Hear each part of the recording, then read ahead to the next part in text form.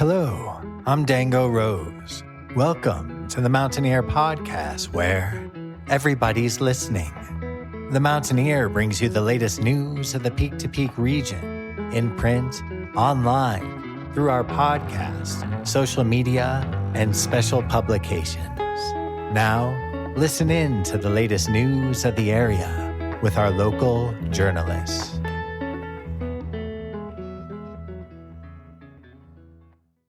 Hello, my name is Jamie Lammers, and this is my interview once again with Clay Rose of Gasoline Lollipops. This is my second time interviewing Clay Rose. I last interviewed him for episode 36 of the podcast, making this the first time I've ever interviewed somebody twice for the podcast. I am Clay Rose of Gasoline Lollipops.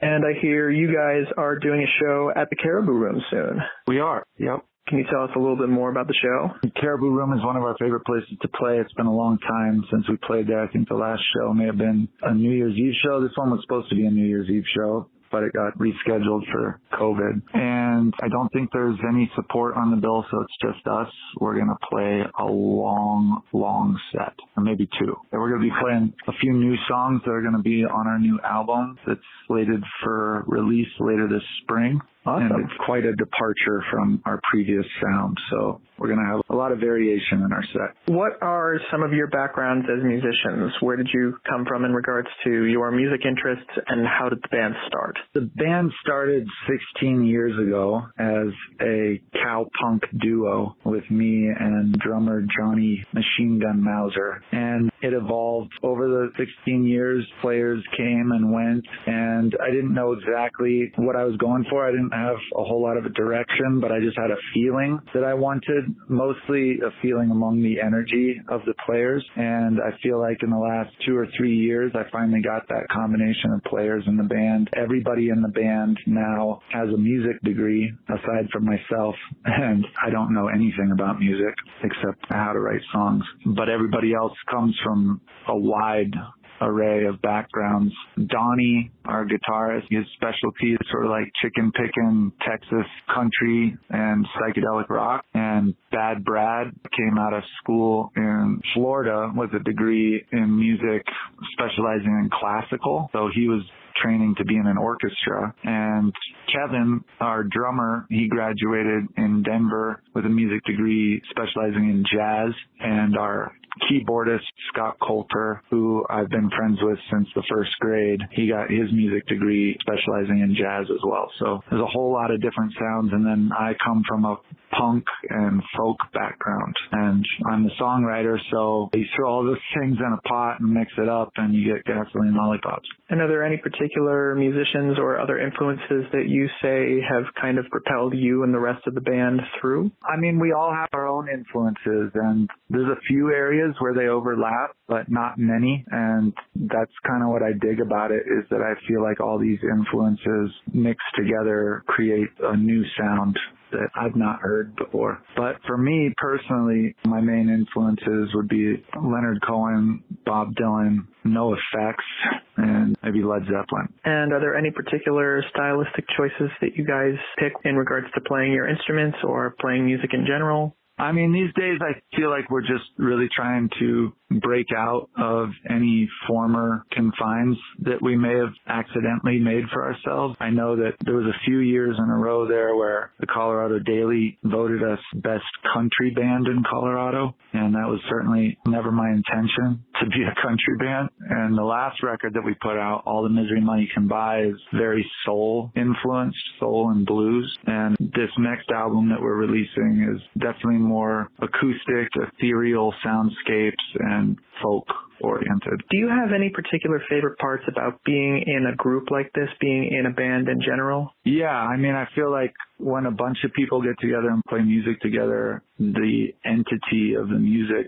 becomes much bigger than any individual. And for me as the front man, when we're firing on all cylinders, it's a feeling akin to surfing, I guess. Like you have your body and you have your board, but it's really the power of the wave that moves you, and you're at the mercy of that. And the best you can manage to do is balance yourself in that sweet spot where you're not sliding off the back and you're not getting crushed in the front. And I'd say the linchpin in that going off well is our drummer, Kevin Matthews.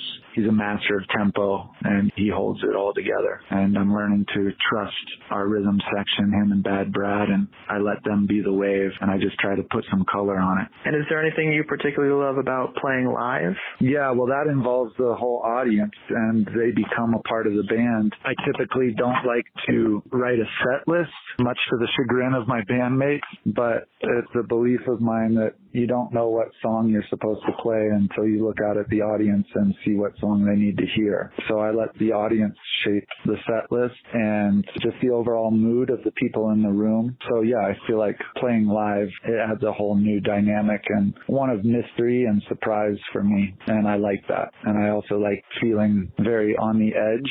I like feeling unprepared when I'm on stage because I feel like that's how you should show up in relationships with other people. I don't think you should show up in a relationship with expectations of other people, or else you're bound to be let down. So I walk in with a blank canvas and I let the energy of the people in the room help me to paint it. And you mentioning that you take the audience into account whenever you design a set list live for a show. Do you take in basically like the mood of the audience or like the excitement of the audience? Exactly. Yeah, you can tell pretty quickly if people are there to party or if maybe there's an overall feeling of melancholy depending on like what's going on in world news and that kind of thing. And I want to address the feeling that the audience brings into the room and relate to it and play to that. Yeah, I don't know. Is there anything else in general about the band or about yourself as a musician or anything else that you'd like to add? Just that I feel like over the years of playing in Colorado, we've formed this very unique and special fan base, and a lot of the audience members as well as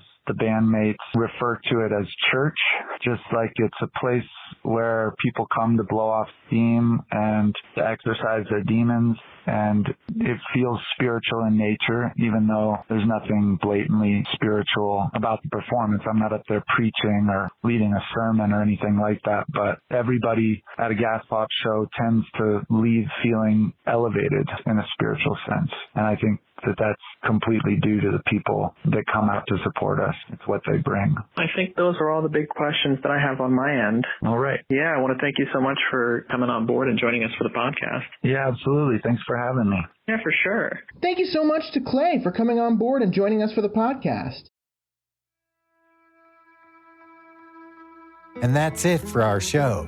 Subscribe online to get more access to more news, weekly updates to our community calendar, and a link to our YouTube channel by visiting themountaineer.com. Be sure to use the coupon code PODCAST when subscribing for a 10% discount, only available to our listeners.